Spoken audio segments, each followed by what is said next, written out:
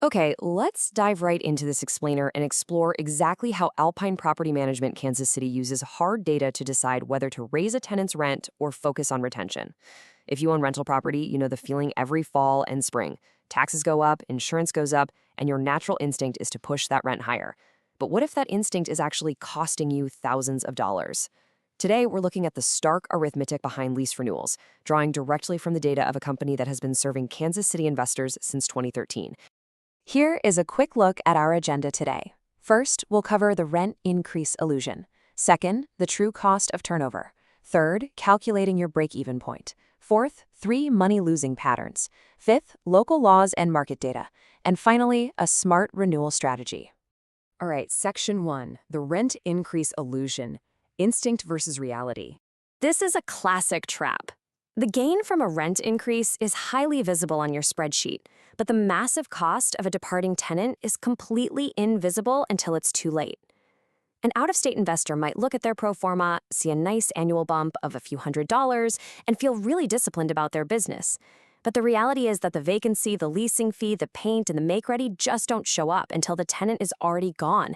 And by then, well, the decision is made and the damage is done. Let's move on to Section 2. The true cost of turnover, uncovering the hidden expenses. So a turnover is actually 3 separate, highly predictable costs stacked right on top of one another. First, you have lost rent. Even with super efficient pre-marketing, you are going to experience some vacancy. Second is the physical make-ready. Even the absolute cleanest tenant leaves behind the need for fresh paint, deep cleaning, and minor repairs. And finally, you have the leasing fee to place a brand new tenant. When we look at real-world data straight from Alpine's portfolio, we see exactly how the class of the property drives your biggest expense, which is the make-ready. Just consider these numbers for a second.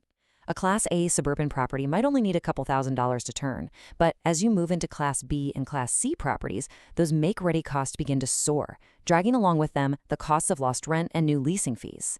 Moving right along to Section 3, calculate your break-even. This is about arithmetic, not philosophy. $3,500 to $6,000. That is the all-in cost for a typical Class B turnover in Kansas City areas like Independence or Raytown. When you add up the vacancy, the make-ready, and the leasing fees we just talked about, this is your total bill. This is the exact number that your rent increase literally has to beat before it actually makes you a single dollar of profit. Now, to calculate how many years it will take to break even if your rent increase forces a tenant out, you can use a really simple 2-step formula. First, take your monthly rent increase, multiply it by 12, and that gives you your annual gain. Then, you just divide the total cost of the turnover by that annual gain. The resulting number tells you exactly how long you'll be climbing out of the financial hole you just created. Let's look at a practical example. Consider a seemingly harmless $75 rent bump on a $1,300 unit. It will take 5 full years to recover if it triggers a $4,500 turnover. Think about that. You gain $900 a year, but it costs you $4,500 to get it. That rent increase didn't fail because it was wrong on paper. It failed because it changed the tenant's behavior and they decided to move. You are essentially spending 5 years of profit just to prove a point. Now, if that same unit was genuinely $200 below market, a single turn is recovered in just 2.5 years. So large gaps justify the risk, but small ones rarely do. Okay, Section 4, 3 money-losing patterns. This is where owners tend to overreach. Investors typically lose cash by falling into 3 specific patterns. The first is what we call the vanity increase, which rarely covers even a single month of vacancy, but easily motivates a really great tenant to leave. Pushing for that extra $25 a month from a tenant who pays on time and reports maintenance early is just not worth the risk. The same goes for the market-chasing increase. Pushing rent to the absolute top of the market tells a sitting tenant they might as well shop around.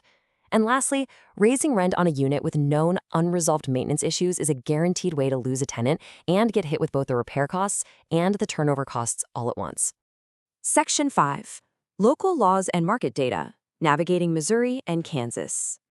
Before we dive into the laws, I want to clearly frame that we are providing practical, educational guidance here. So please always consult a professional for your specific legal or tax needs. Let's look at how the rules shape your strategy. While neither state has a legal percentage ceiling on rent increases, you absolutely must follow the distinct notice rules for Missouri versus Kansas. Missouri has no statewide rent control cap, but you cannot change rent mid-lease. For a month-to-month lease in Missouri, you're required to give at least 1 month of written notice. Over on the Kansas side, notice periods are governed by the Kansas Residential Landlord and Tenant Act. Because there's no legal ceiling on how much you can raise the rent, the discipline really has to come from your math, not the statute. 1.7%. So, what does this actually mean? That number represents Kansas City's slowed rent growth ending May 2026, meaning a steep renewal offer today is basically an open invitation for your tenant to shop around.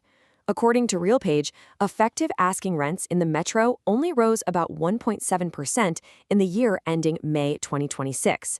We're just not in a market where double-digit renewal increases are supported by the comparables. When market rent is climbing under 2%, a tenant who moves can often find a comparable unit for close to what they pay right now. In a slow growth year, the mathematical case for tenant retention gets significantly stronger. Finally, Section 6, the smart renewal strategy. Let's maximize that long-term profitability. To execute a truly data-driven strategy, you've got to start the clock early. Give yourself 75 to 90 days before the lease ends to run the break-even math, negotiate, or market the property without a frantic scramble. By pulling fresh comparables for your specific submarket and comparing the achievable market rent against your total turnover cost, you can make a clear, logical decision. If the gap between current rent and market rent is smaller than the cost of a turn, you offer a modest increase designed to retain that tenant. Alpine's own fee structure aligns perfectly with this math. They actually charge you half as much to keep a proven tenant versus finding a new one. Their renewal fee is 25% of a month's rent, which is roughly half the 50% lease-up cost of placing someone brand new. A tenant who pays on time and keeps the unit clean is absolutely worth protecting because every single year they stay is a turnover that you didn't have to pay for. As Alpine's founder Marcus Painter points out, the most profitable renewal is often the one that leaves a little money on the table on purpose. Keeping a clean, paying tenant is almost always more profitable than winning an argument with a pro forma. Those aggressive $60 increases that push out great tenants and trigger $4,000 turnovers are exactly what destroyed your annual cash flow. It's all about maximizing your long-term profitability, not your short-term on-paper gains. So I will leave you with this final thought. Ask yourself, are you prioritizing long-term profitability or short-term on-paper gains?